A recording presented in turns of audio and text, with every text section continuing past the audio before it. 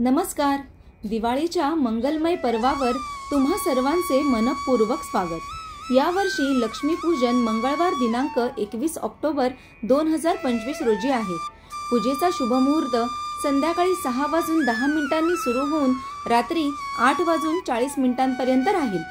चला तर मग या शुभमुहूर्तावर लक्ष्मीपूजनाची साधी, सोपी आणि तितकी सुंदर मांडणी करून देवी लक्ष्मीची मनोभावे पूजा कशी करायची ते पाहूया.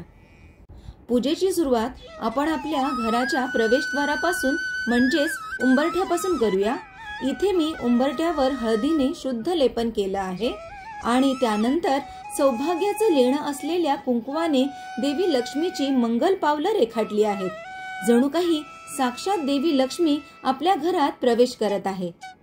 कोणत्याही पूजेचा आरंभ हा दीप प्रज्वलनाने होतो, कारण दिवा हे ज्ञानाचे, प्रकाशाचे आणि सकारात्मक ऊर्जेचे प्रतीक आहे.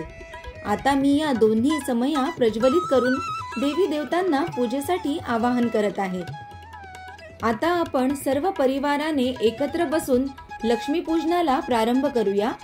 सर्वप्रथम पूजेतील सर्व विघ्न दूर व्हावीत म्हणून विघ्नहर्त्या गणेशाला वंदन करूया.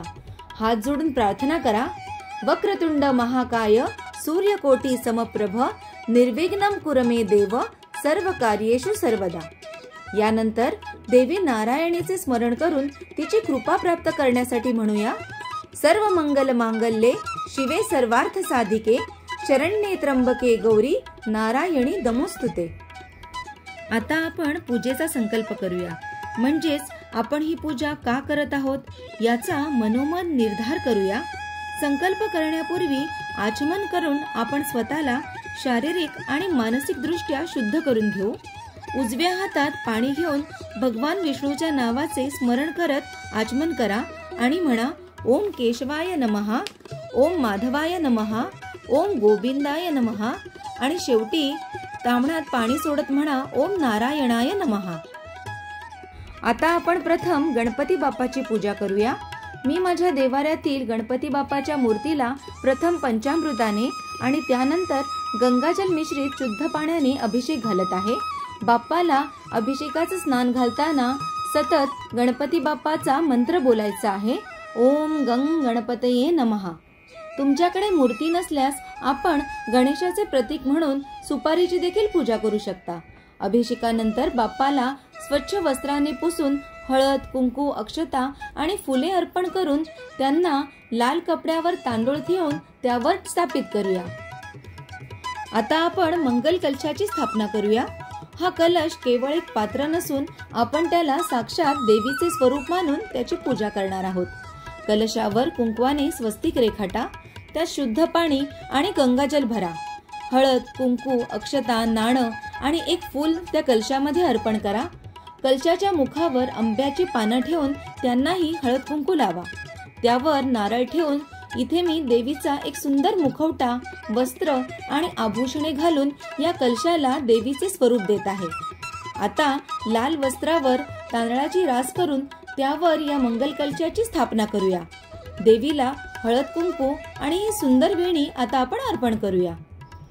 आता आपण आपल्या देवाऱ्यातील आई महालक्ष्मीच्या मूर्तीला पंचामृत आणि गंगाजलाने अभिषेक करूया. अभिषेक करताना देवीच्या नावाचा अखंड जप करत राहा. ओम महालक्ष्मी नमो नमः, ओम विष्णुप्रियायै नमो नमः, ओम धनप्रदायै नमो नमः, ओम विश्वजनन्यै नमो नमः. या मंत्रोच्चारात देवीला स्नान घालून स्वच्छ वस्त्राने पुसून घेऊया.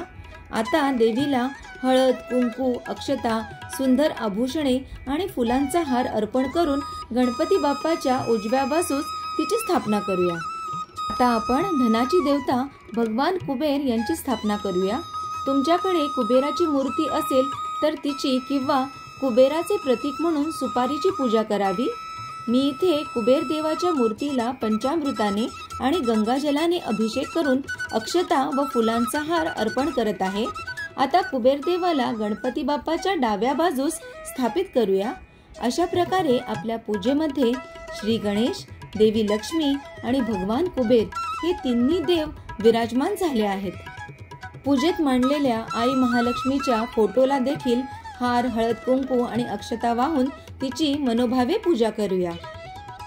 आता आपण धनलक्ष्मीची पूजा करूया। एका ताटामध्ये देवीच्या कृपेने आपल्याला प्राप्त झालेले धन, सोन्या चांदीचे दागिने, नाणी आणि पैसे मांडून घेऊया।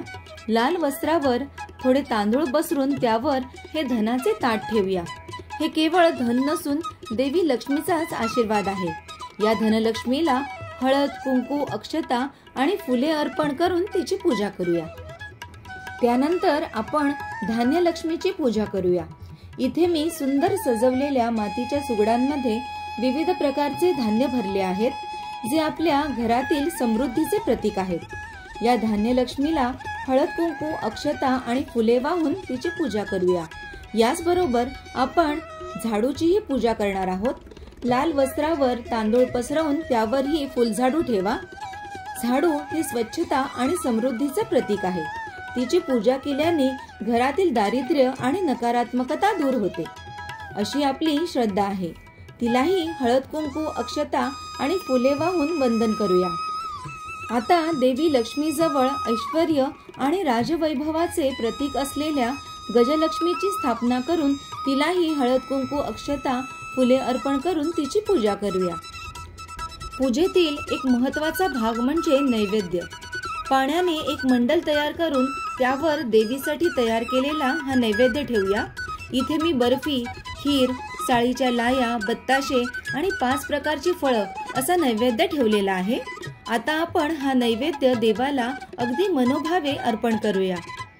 आता मंगल घंटीचा नाद करत धूप आणि अगरबत्तीने सर्व देवांना ओवाळून घेऊया, जेणेकरून सारा आसमंत सुगंधाने आणि सकारात्मक ऊर्जेने भरून जाईल।